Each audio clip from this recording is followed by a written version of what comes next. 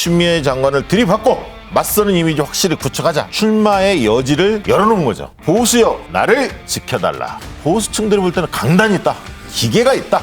홍준표 전 대표 입장에서는 윤석열 카드가 본인과 오버랩되는 측면이 꽤 있어요. 국민들을 위해서 어떻게 봉사할지 그런 방법은 좀 천천히. 방법에는 적극적으로 들어갑니까? 지금 말씀드리기 어렵습니다. 네. 저는 정치에 소질도 없고 정치할 생각은 없다.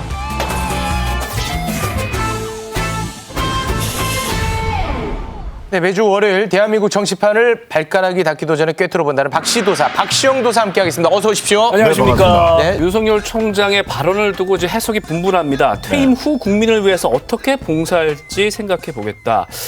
여지가 많은 말인데, 근데 윤 총장 여태까지 뭐 정치할 생각이 없다고 밝혀왔고, 뭐 대선 주자 지지도에서 자신의 이름을 빼달라 이렇게 얘기해 오지 않았습니까? 공무원인데 좀 빼달라고 하는 게 정상이죠. 근데 이제 과거 발언하고 비교해 보면 확실히 뉘앙스가 좀 바뀌었어요. 그러니까 생각이 좀 바뀐 듯으로 보이는데요. 국민을 위한 봉사하겠다고 하니까 그 방법에 정치도 들어가느냐라고 물었거든요. 네. 근데 글쎄요. 지금 말씀드리기 어렵습니다라고 답변을 했어요. 네. 그 얘기는 굉장히 모호하게 답변한 거거든요. 적어도 대선에 나가겠다, 출마를 하겠다 이렇게 표현하지는 않았지만 출마의 여지를 열어놓은 거죠. 그런 측면에서 과거하고는 많이 달라졌다 이렇게 볼 수밖에 없습니다. 만약에 그 과거 같았으면은 임기 동안에는 나는 검찰총장으로서 열심히 하겠다. 요 정도에서 끝냈을 텐데 뭔가 좀 의도가 있지 않을까 이런 생각이 지금 드는데요. 윤 총장의 상황이 만만치 않습니다. 관심법 한번 들어가 볼까요? 자, 관심법 들어갑니다. 자, 윤석열 총장의 국감장 첫 번째 플레이 뭐냐? 추미애 장관과 맞서는 이미지 확실히 구축하자. 이게 가장 첫 번째 노림수입니다. 네. 왜냐하면 수사지휘권 발동, 위법적 요소가 있다. 그리고 검찰의 독립성 지켜내야 한다. 더 나아가서 검찰총장은 법무장관의 부하가 아니다. 이런 발언들을 하셨거든요. 네. 그 의미는 바로 추미애 장관을 들이받고 맞서는 이미지 확실히 구축하자. 이렇게 정한 겁니다. 네. 두 번째는 국감장의 주도권을 확실히 잡아야겠다. 이렇게 마음가짐을 먹은 것 같아요. 왜냐하면 굉장히 철저하게 준비한 느낌이 들거든요. 발언 하나하나에. 그리고 감정을 거침없이 드러내면서 어떻게 보면 자신감을 표출했거든요. 박범계 의원과 설전을 좀 벌였죠. 과거 사실 동기인데 연수 동기인데 과거에는 의로운 형이다 이렇게 하셨다가 왜 갑자기 이렇게 사나워졌느냐라고 이야기하면서 저에 대해서 과거에 안 그러지 않았느냐라면서 돌직구를 날리는 이런 어떤 여유까지도 좀 보였어요. 그런 측면들을 보면 상당히 준비된 상태에서 이번에 임했다 이렇게 보여지는 거죠. 세 번째는 뭐였냐면 사과 대신에 모르쇠 전략을 구사했다는 거예요. 사과 유감 표명 절대 하지 않았습니다.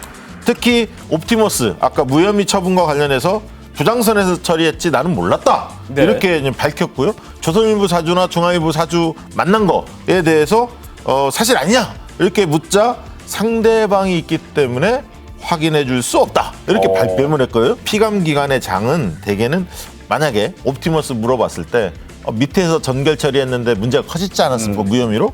그러면 적어도 제가 더 살폈어야 하는데 죄송합니다 이렇게 이야기하거나 언론 사주 만났지 않느냐라고 추궁이 들어오면 좀 사주를 뭐 원래 알고 있었고 가벼운 마음으로 만났는데 청탁이나 이런 건 없었는데 죄송하게 됐다 이렇게 좀 표현하는 게 일반적 상례인데 이런 식의 대응을 하지 않았다는 거죠.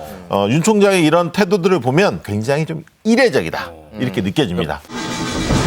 그렇다면 윤 총장이 이 같은 세 가지 기획으로 얻으려고 하는 게 뭘까요? 핵심 키메시지 뭐냐면 보수여 나를 지켜달라 이런 의미가 담겨 있습니다. 왜냐하면 추장관과 여당 쪽에 굉장히 대립하고 있고 사과 유감 표명 하지 않았습니다.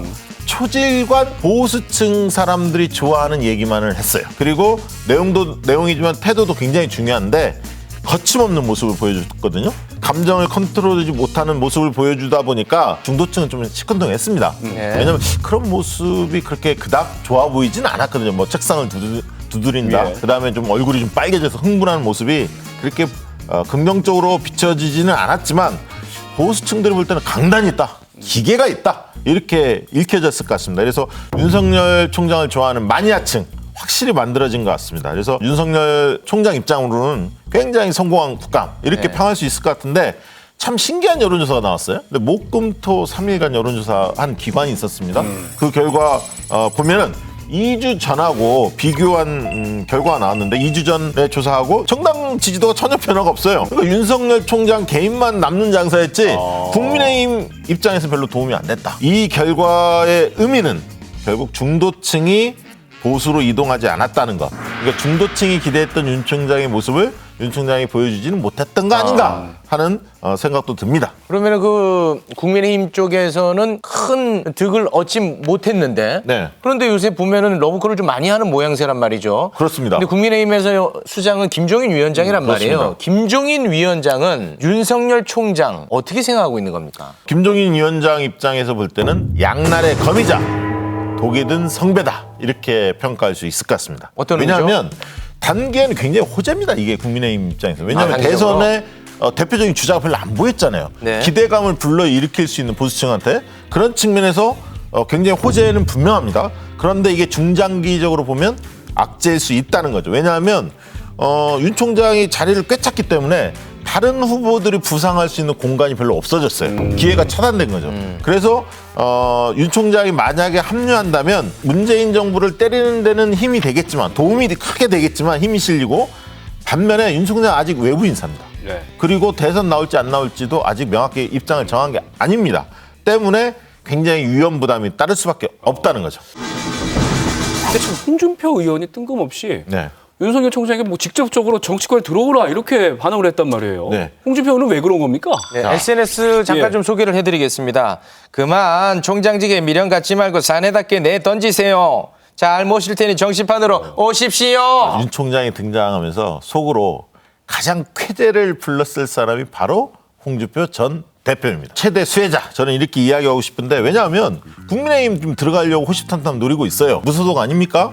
근데 국민의힘을 들어가려면 김종인 위원장이 허락을 특혜 하는데 김종인 위원장이 그것을 원하지 않거든요. 그 공간을 차지하려면 김종인 위원장이 힘이 빠지면 가능하거든요. 네. 근데 이제 윤석열이라는 카드가 등장하면서 김종인 위원장의 구심력이 약화되고 그러면 공간이 생긴다라고 보여지는 거죠. 본인이 치고 들어갈 공간이. 그리고 홍준표 전 대표 입장에서는 윤석열 카드가 본인과 오버랩되는 측면이 꽤 있어요. 네. 왜냐하면 같은 검사 출신이었고 그렇기 때문에 홍준표 전 대표는 영리하게 윤석열을 통해서 본인 마케팅에 나서는 겁니다. 나를 위한 특급 도우미 이렇게 윤석열 총장을 상정할 것 같아요. 이제 반면에 이제 민주당 쪽에서는 그렇게 긴장하는 느낌은 아직은 안 듭니다. 네, 알겠습니다. 정치판도 앞으로 어떻게 바뀔지 또 윤 총장이 후보가 어떻게 바뀔지 앞으로 또 좀 지켜보도록 하겠습니다. 자, 박시도사님 이제 물러가시죠. 고맙습니다. 감사합니다. Stay